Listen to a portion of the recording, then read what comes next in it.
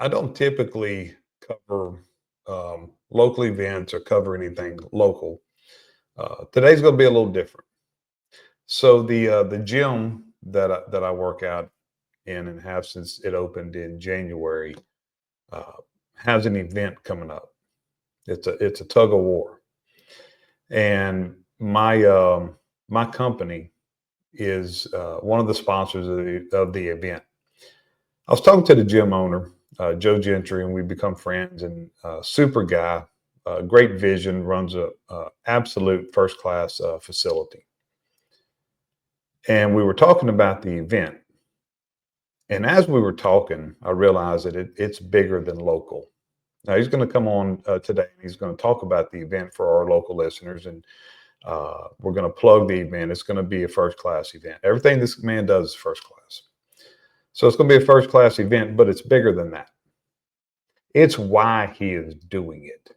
And it falls in line with Man's a Man Monday and what I talk about often about being a man and how it is natural for men to compete against each other, compete against themselves, to have goals. And when we take that away, then we have less of men, a less man. And that's not what we want. Where would we be without men? I'm gonna save um, this for when he comes on, but I wanted to intro. His name is Joe Gentry, super guy, and it's also Memorial Day. He is a veteran. The name of his gym is GI Joe's Gym. Very proud of his service, and he's very proud of the service of others.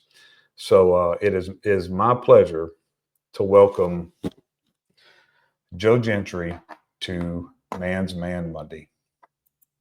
Welcome to Man's Man Monday, a production of the James McGee Show, where it's okay to be masculine, it's okay to be tough, and it's okay to be, well, be a man. Be a man. Join your host, James McGee, on discussions what a man should be and put an end to the toxic masculinity movement.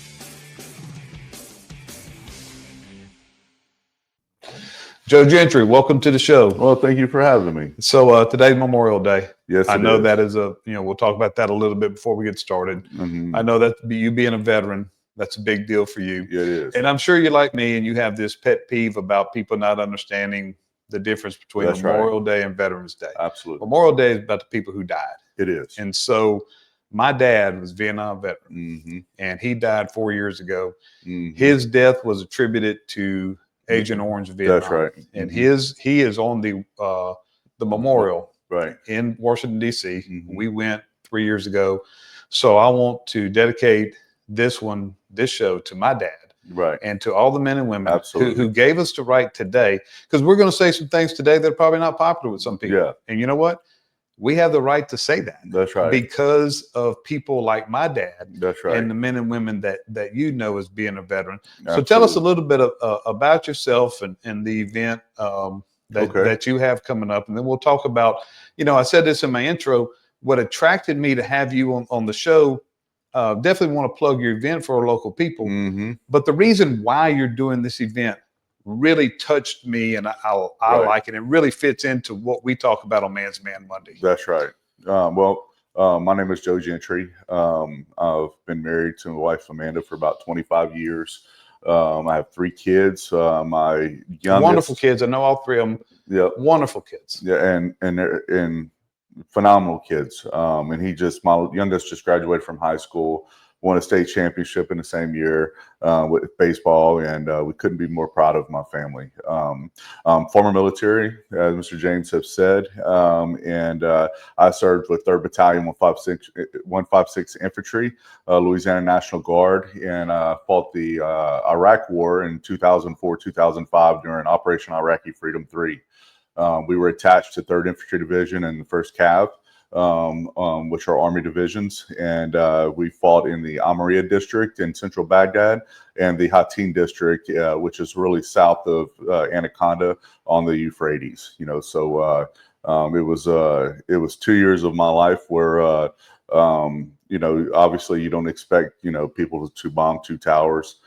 Next thing you know, we're getting deployment orders and we're on our way. So I'm grateful for that time period. A lot of people don't realize that Operation Iraqi 3 was when Iraq held their first elections. If you can remember, they had that blue thumb that was all over TV and what have you. And I was there and honored to be a part of those first elections and the security behind it. So. Well, thank you for your service. And I know that, again, Memorial Day means a lot to you, because I know you saw some men and women die. I did. And so I have to, obviously I've seen many deaths in the military, especially during those times. As an infantry soldier, we were in combat quite often. However, I would like to honor this day, not as well as James's father, but I just posted on my social media pages that, John Doles, who was a really good friend of mine, went in basic training, met him in basic training at Fort Benning, Georgia. We became very close. He was in my wedding, and he was stationed out of Italy as an infantry soldier. And again, my rank was staff sergeant when I was in Iraq. His was staff sergeant in the Army in Afghanistan. And we would trade emails every single day until his last email that I received from his wife. It was very hard for me. If you can take a minute, look up John Doles. You can Google him. And also John Henning. John Henning was my sniper in Iraq. And I was able to get him home safely, and then he turned around and moved with another unit to Afghanistan, and he was killed shortly after returning to combat. So those are two people that were very near and dear to me. Two people that I served with, very, very closely. So I'd like to honor them during this Memorial Day session as well. Cheers to them. Yeah. So tell us about your event, and then we'll get into the why. Okay. So my event is a tug of war contest. And when you're sitting here thinking about a tug of war contest, understand that, this is not some, glorified, battle like gladiators used to do in Rome. However, we're trying to replicate that aspect, meaning that we're trying to get kids at an early age, brought out and to put them in a center stage and have them compete with, the courage it takes and the strength and the strategy of being successful in a sport that doesn't create a ball. Not only this, they're going to be center stage. We're going to have stages set up with DJs and announcers, and we're going to have kids of all ages come out there and be a part of something that doesn't include a TV, and they can unplug for a while, and their parents can get them out and can get them into a competitive atmosphere instead of sitting behind a TV and competing online, for things that don't matter, So that's what we're doing with Battle the Bluff. And James, and I really appreciate the opportunity to be here. So I'm a new business owner. Tell about your gym a little bit. Okay. First class. I said that in the intro, and Joe's been there since January, since you opened. That's right. So first class gym. Well, I opened up G.I. Joe's gym. Obviously, my name is Joe. The military aspect is what helped me create that environment over there. And it's a 16,000 square foot space. We brought in the best equipment from across the country. I used to sit online on Instagram and look at what bodybuilders were working out on, and I would go find that equipment and bring them into a gym. So I could create an atmosphere that's positive, that basically brings men together to do strongman stuff. So we need, in our society, we need more fitness facilities. We need more competitive spirits in our society, and this is where I'm getting the atmosphere to the tug of war contest as well. So talk a little bit about when you and I talked about what you were doing, and like I said earlier, what really attracted me is why you're doing this, and because I think we both said this. It's natural for men to compete. It's natural for men to fight, and this isn't a physical fight, but it's a fight. It's a tug of war. Right, it is. It's natural for men to fight, and I have a strong stance, and this is why I do this show on Mondays. Why did we at one time in society, not me and you, but some people decide that it wasn't okay to be a man and to be masculine? That's right. And I follow Dr. Jordan Peterson a lot. I don't know if you do. He really puts it in perspective. We need men. Where would we be without men? Absolutely. And so, this morning I was at the gym this morning, and one of the best things for a guy my age, and has enabled me to still lift heavy is the sauna. Yes. Now the sauna's a Absolutely. little weird because Yeah. you go in there with men who are half naked. Yeah. And so, when I'm at the gym, I put my headphones on and I really don't do a lot of visiting. But in the sauna, if you That's don't right. visit, it's awkward. That's right. So I was That's in right. so I've made a lot of friends in the That's sauna. right. So I was talking to forget the guy's name, but he owns in-laws. Uh-huh. Super guy. Right. He was in there, and then a guy who I knew his dad. His dad's a retired Sulphur policeman, fine man. And we were talking about this, and I was telling them you were coming on, and they feel the same way that I do. This event and what you are, the culture you're creating, is helping men to realize it's okay to be a That's man. right. We want strong men in our society. Not only strong men. We want to create an environment where that's competitive with Russia, where Russians are right now putting 8-year-olds in an MMA ring with no headgear, with gloves, and putting them through combative, tests at such an early age. Look, I'm not saying that's right or wrong. I'm simply saying the culture is completely different. Our allies, again, all over this world, are basically building strong men at an early age. We're not. They're sitting behind a TV replicating combat on a video game that's nowhere even close to the actual, situation. We need to start pulling our young men and women out of from the computers, from the TVs, and we need to get them in combative situations.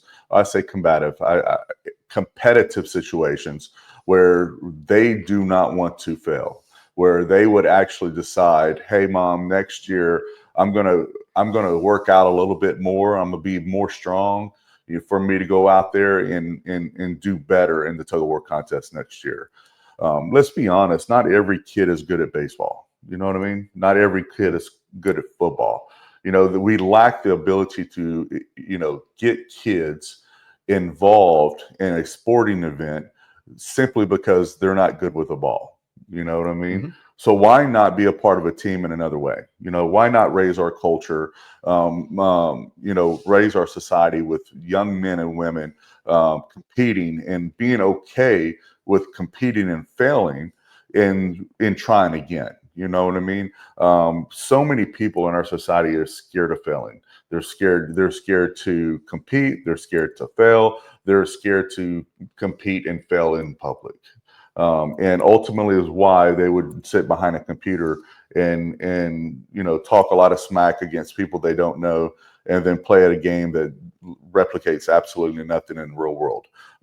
So this is why the Battle of the Bluff is so important to me. It's to replicate the Romans. Back in the Romans, when they had the Colosseum, this is how my venue is going to be set up. When you walk in, we're going to have the sound stage just like the Coliseum. We're going to have a circled, area where bleachers are going to be set up. We're going to have the backdrops of military vehicles.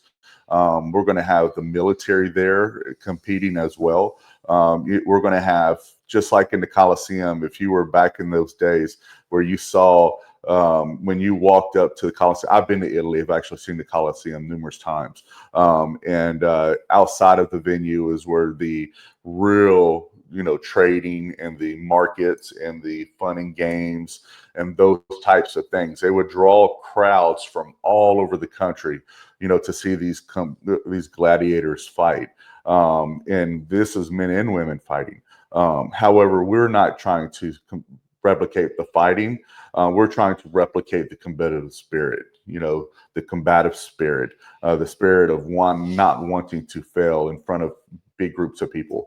We want kids at an early age to be okay with failure, with the intent, I'm going to be stronger, get into a gym, get into a fitness facility, get stronger, and then come back and compete at a better, more stronger athlete in the next time. And so, yeah, and I think that is amazing that you're doing that. And here's the thing, I know, and I'm sure you're like me, and not as old as me, but you're not a young guy. You've been That's through right. a lot in life. I'm sure you've been in shape and gotten out of shape and kind of. But when you test yourself, when you have a goal, you're going to. It's just hard to go to that gym every day and just do it because That's right. you're supposed to. And so since January, I don't think I've missed. 6 days a week. I don't think I've missed since That's January. right. Mm-hmm. And I set a goal. I turned 55 in Yeah. January, and I set a goal that I'm going to have a plus 1,000-pound powerlifting total on my 55th birthday. Mm-hmm. And that's what drives me when That's I don't right. want to go. That's what drives me to go to the gym. That's right. So we have to let men know it's okay, because I think Absolutely. we have created a society that with participation trophies and all that other crap, Yeah. that it's okay to be competitive. And you know what? If you don't want to be competitive against somebody else, be competitive against yourself. That's right. And create a better you every single day and set That's goals. Right. And when you have a goal, you're more likely to do things consistent with that goal. That's right. Well, Mommy, I'm so glad you brought this up, but I want to brag on my son for a minute. Good kid. Yeah. So my son is an 18-year-old kid, big, strong guy. And the gym recently did the 1,000-pound club. Mm-hmm. We did 1,000-pound, 1,250-pound, 1,500-pound club.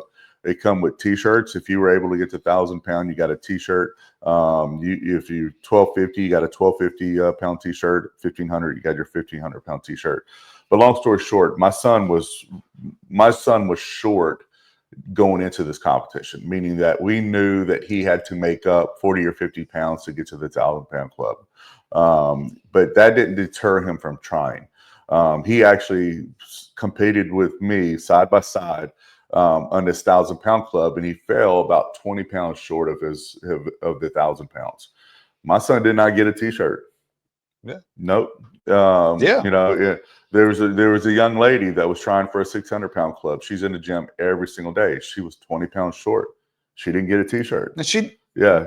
Because what would it mean if they got one? That next year, now he's probably dry. Next year, he's going to get a damn T-shirt. That's exactly correct. I mean, we want people to go and strive to be winners. We want them to understand that,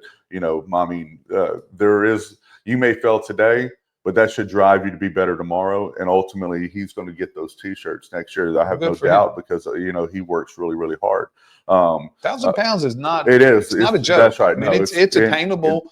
And I know I can get it. And I'm probably right now, 6 months out, or 7 months out, I'm probably 70, 80 pounds off. Yeah. But I'm going to get it. That's right. But 70, 80 pounds is not easy. A lot of people don't realize you have to have a PR on almost all three of those events for people to make up 80 pounds. You know what I mean? But my point is that you're not getting, people ask, hey, can I buy one of those T-shirts? You can't buy those T-shirts. You know what I mean?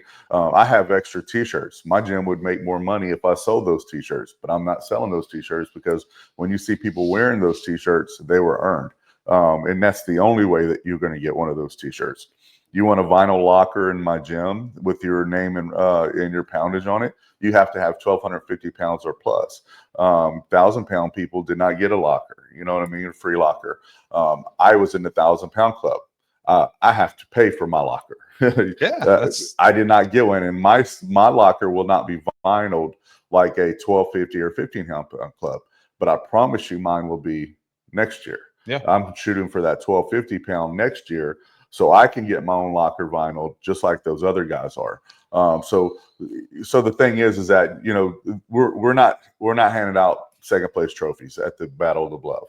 There's not third place trophies. Your ability to show up is a testament of winning. It doesn't matter if you were able to win the $500 per division. The fact is that if you come out there and compete, you're going to be a winner, one way or another. It's the fact that you have the courage and courage to stand up in front of all those people and fail. That's really winning. And if you treat that as a stepping stone to be better, that is a winning mentality, and that's what we're striving for.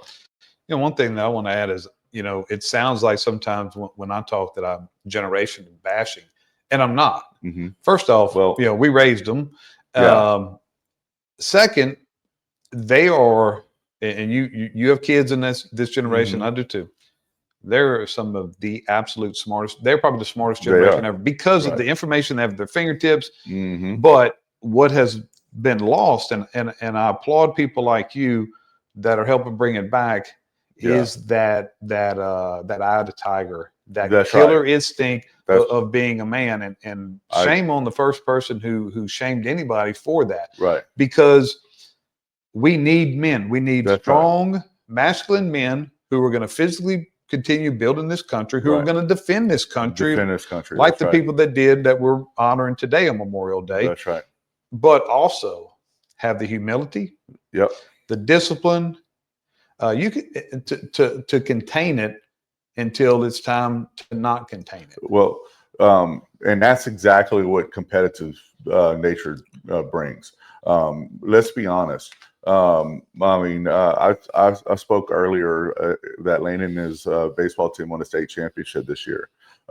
We have been in that environment 4 times and have never won until this last year. You know, we have been competing in a 5A district that's one of the hardest districts in the country, and we haven't won a district championship in the last, to my knowledge, probably in the last 10 years. You know, so my point is that we didn't win a district championship this year, but we won the state championship this year. You know, so there are times when you're going to lose, and that humility is going to push you to be better. This is what failing does to people. You know, it can create 2 different types of people in this country. It can create people who are unable to move forward, or it's going to drive those to be better and make more successful people in the long run. This is what we're trying to do. We're trying to make sure people and kids at young ages know that if you fail, hey, you don't have to fail forever. You know, just because you failed today doesn't mean you're not going to fail tomorrow. You know, so it's one of those things that you have to keep driving. And the only thing that I'm going to kind of disagree with you on, I do think our society as a whole in the last couple of years, and I want to say in the 8 years, has idolized the wrong type of people in this country. I agree with that.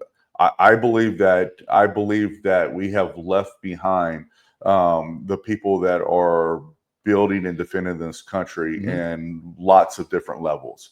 And we started idolizing people who are not literally contributing to our society in a positive way. I do. And we have to change that. As I said, our allies are building kids at a young age to hate us. They're building their kids across this world. I mean, our axis, should I say, not our allies. Our allies are basically in the same boat as us. If you start looking at where Britain's at right now as a society, you know, they are literally falling well behind in the mentality of building strong men. But on the other hand, if you start looking across our axis, which is Russia, China, Iran, those people are breeding kids right now to hate us, and they're building them to. We better be ready for them. That's right, and not only that, they're building kids at a young age to hate us, and also they're putting them in a more combative situation earlier in life. You know, so they can have the testament of defending their country one day, and not being afraid to, you know, lose their life, you know, to people like us. So we have to do the same. So in my prior life, anytime there was a dignitary that came here, I coordinated their security. Right. And so I had chances to take pictures with a lot of people, and I never would. And I absolutely support and admire our president. I was on 4 of his details, and I had a chance 3 times to take a picture with him. Yeah. And I didn't. Somebody asked me one day, they said, "Why don't you take pictures with him?" So I'm going to give you the real simple answer. I'm not taking them. You know, I want to take a picture with those young men and women that I look at every day and who are out there. If you haven't been kicked or hit in the kidneys so hard that you piss blood. That's right. I don't want to take a picture with you. That's right. That's not who I'm going to admire. That's not who I'm going to consider a hero. I did take one with Johnny Bench because he was a childhood hero of mine, and that guy was an animal. Yeah. But these movie stars and comedians that's come here, I was nice to meet them. There's a thing. I'm not taking a picture with them. I want to take a picture with the young soldier right now that is away from his family right now because he's fighting a war for us. That's who I want to take a picture with. And ultimately, the reason why we don't idolize them is because there's thousands of those type of people where there's one funny guy or one movie Mhm. star that people are putting all of their interest in. I'm gonna be honest with you. You can go on my Instagram profile, you can go on my Facebook profiles, you can go on all of my different social media. You're never going to see me follow a person like that. Those are not people that I look up to. They have little to no influence in my life, and it's not they are not the type of people that I'm getting wanting any political advice from, and those are not the type of people that are going to get basically any of my attention, so to say. However, if you look at my Instagram profiles, you're going to see military forums, you're going to see bodybuilding forums, you're going to see the people that are, I would say, positive influences on me as a man and raising good kids and fighting for this country. Those are the type of people that you're going to see me follow on my social media pages. So who as a young man did you who influenced you? Who helped make you the man that you are and accomplish the things that you've had? Wow, that's a great question. A lot of people don't know my background. Never met my real father. I've always struggled with that. My stepdad did the best he could, but he was gone probably 9 months a year, 9 to 10 months a year as a boat captain and ship captain. I had to grow up really, really quick, basically living with a single mom. And, I would just say that, the person who made me who I am today is my mom. My mom was always a huge factor in my life. Don't get me wrong. Me and my mom never got along. We were kids, Yeah. but that's right. But she raised a kid with work ethic. She pushed me to be yes, ma'am, no, ma'am, be respectful of people around me, treat the janitor just like the CEO. Mhm. I love that saying, but that's something my mom used to tell me as a young person. You're never going to see me talk to somebody differently, whether they're a business owner or a kid in the gym. You know what I mean? They all get the same respect for me. Every one of them. That says a My lot. mom taught me that at a very, very early age. People like to. I'm a financial advisor. That's what my passion is. That's what my trade is. That's what pays my bills. But when people walk in and they have $1,000 in their hand, that $1,000 means to them just like $1 million means to a millionaire. It means the same. So I treat them the same. They don't get different privileges, for having more money, because everybody's money is equally important to them as what they have.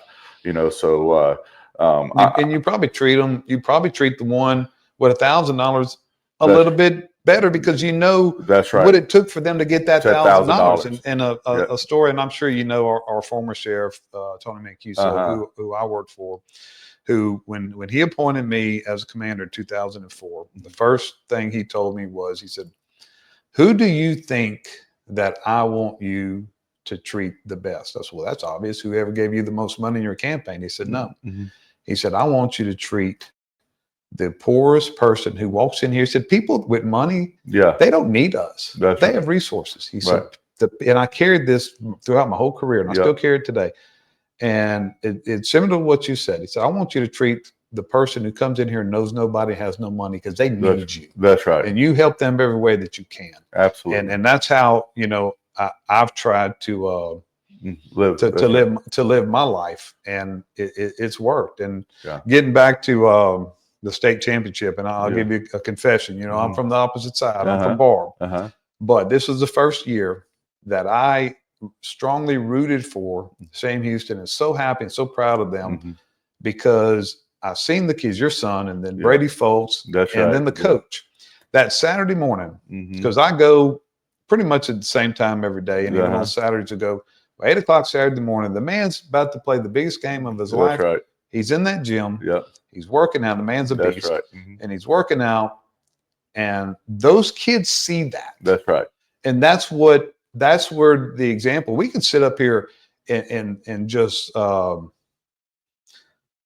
I agree. spew Yeah. nonsense or say things, or I get up here and say my philosophies. Right. but it's the actions. It's not what we preach, it's what we tolerate. That's It's right. what the example. That's right. And, I didn't know your story, but I'll tell you this, what I'm proud of, just as a man, is you could have whined and complained. I have another show on Fridays, and I won't name the name because I'm trying not to cuss, because I want y'all to be able to share this. But the show they have on Fridays, and basically the world doesn't care.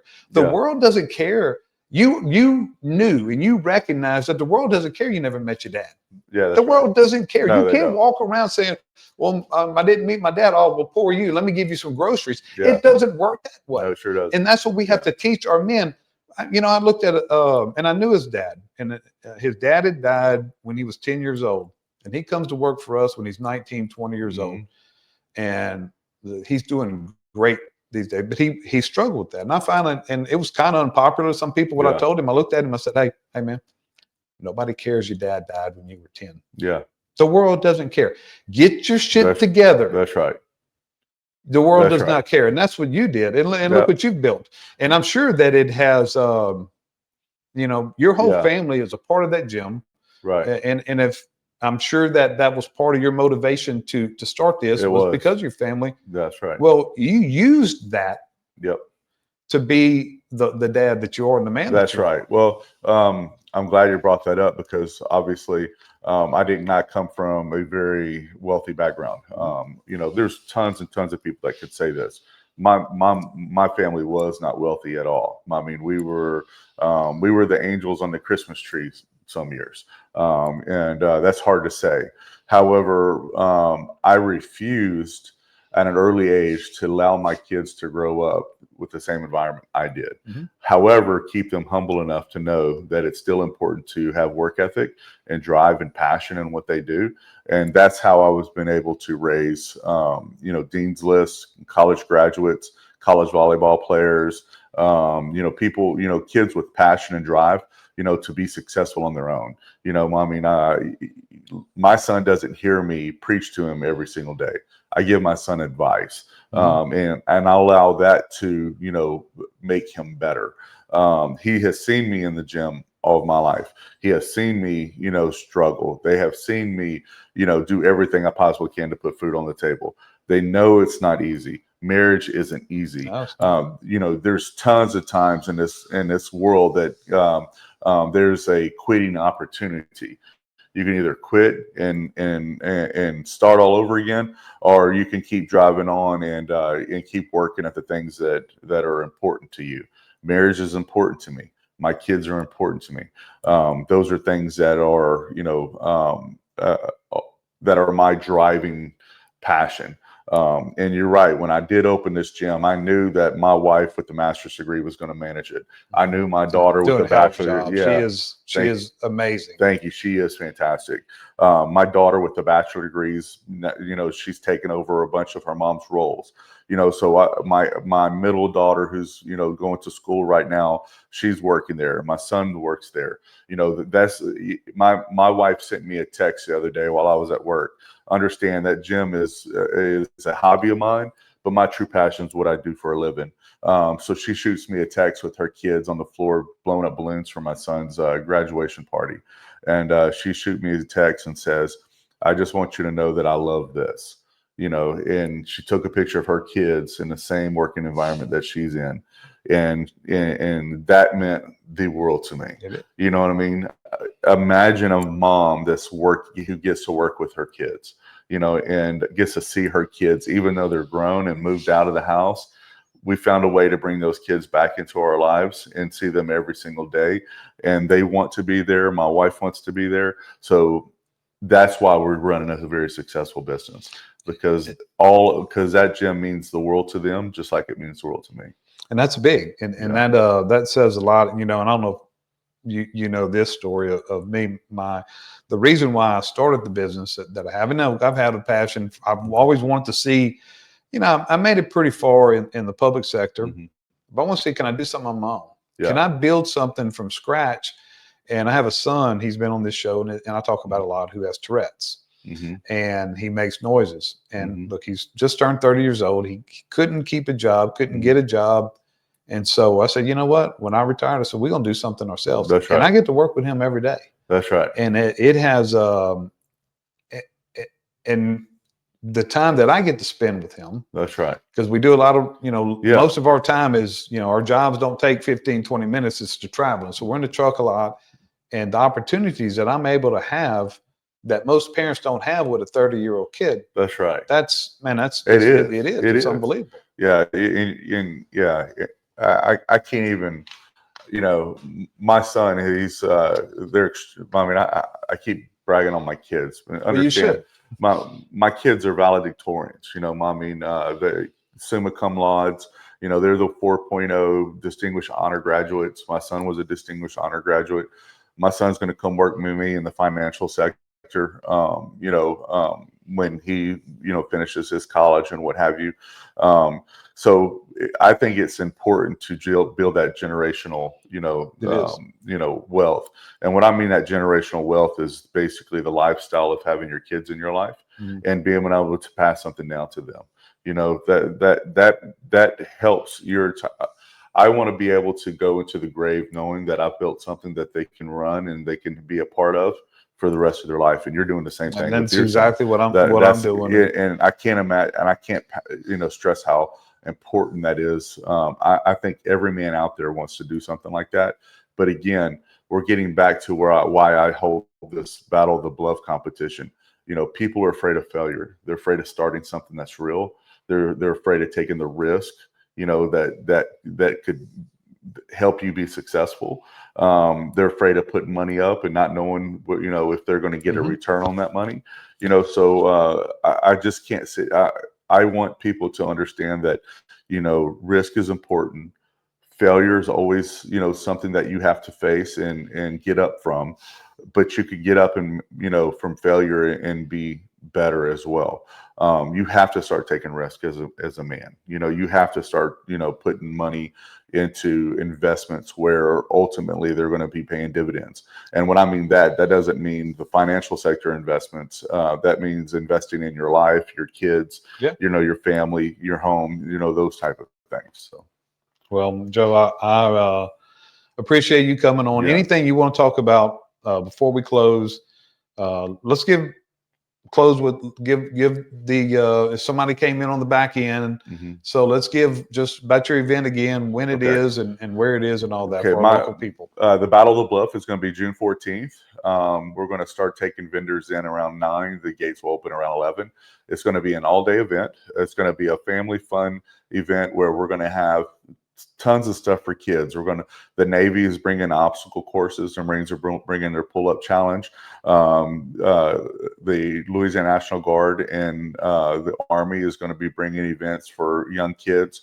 We're going to have fun jumps for kids. We're going to have, we have right now signed up over 50 vendors. We're hoping to have 100 different types of vendors for this event. But all of it is going to be around the tug of war competition. The tug of war competition is why people are going. We want people to know that's our focus. But imagine listening to good music from the DJs, have an announcer over a stage, watching some kids and grown men and adults pull on a rope, and give it their all. We want people to know that this is going for a good cause. We have teamed up with the Southwest Veterans Alliance and sharing our profits with them.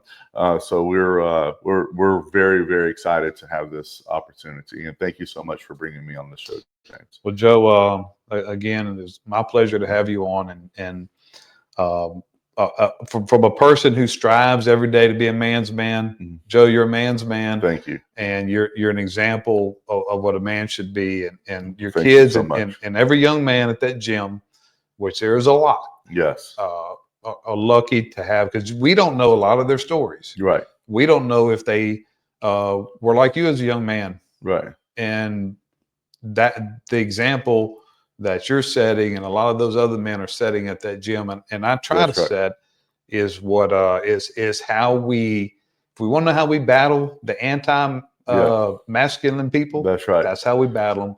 Keep setting examples, and us as older men, keep striving to be better men. Well, not only that, I want to before we leave, James, I just want to point out, I just went to the gym too, and this is what I saw. I saw a man with 2 kids working out with him. I saw another man with his son working out with him. I saw a mom at the gym bringing her kids, brought them breakfast to sit at the table so she could get her workout in. So this is not just strong men; it's strong women as well. It is. No, yeah, it is. Yeah, and those women are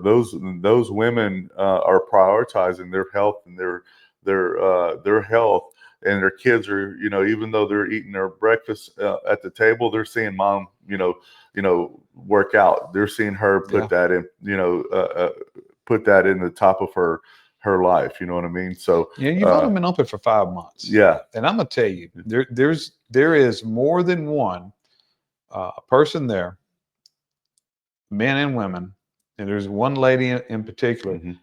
The transformation that I've seen. Oh, seen, yes. So the culture you've created, because Yes. it's just weird, man. I've been in and out of gyms my whole life, and when I go out of town, I used to travel a lot. When I go out of town, I'd find a gym just because I want to work out, but I like to just go to gyms. Watch. Yeah. Your gym it's special, and it's the culture that you and Amanda are creating, and everything that every success or failure of any business or any organization or anything is about leadership. Amen. And y'all are leading a charge, and y'all are leading people to be the best versions of themselves. That's so right. again, I appreciate you coming on. Thank you so much. Thanks everybody for tuning in. And until next time, McGee and Gentry are out.